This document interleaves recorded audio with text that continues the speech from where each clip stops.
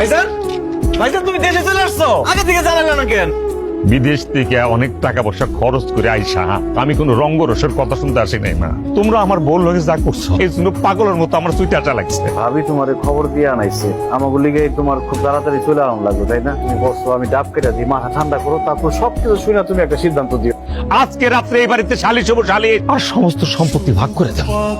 ভাইজান তুমি কি কইতাছো এইসব? তোমার দুটো পায়ে ধরি, আমাকে যা আছে সব তো তোমারই ভাইজান। যা হইব শালি সবু।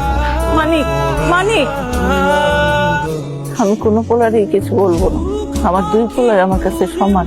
আমার বড় পোলা মানিক বিদেশ কইরা রক্ত পানি কইরা টাকা পাঠাইয়া এই সংসারটারে যেমন আগ্রহে রাখছে, আমার ছোট বোতে আলমগীর সেও শ্রম দিয়া কঠিন পরিশ্রম কইরা এই সংসার আগ্রহে রাখছে। তুই কি ভুলে গেছো? আলমগীরের এসএসসি পরীক্ষার সময় আমার বিরাট বড় একটা অসুখ হইলো, কিন্তু ও তো এসএসসি পরীক্ষা দিতে পারে নাই।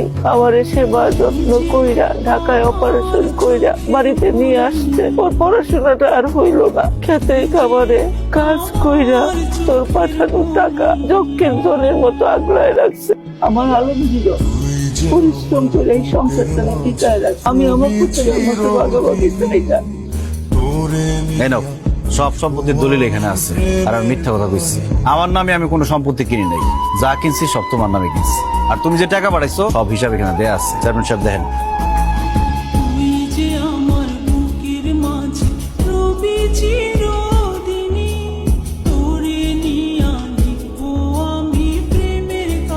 মানিক, তুমি আসলে আলমগীরে ভুল বুঝছো। আলমগীর ওইরকম ছেলে না।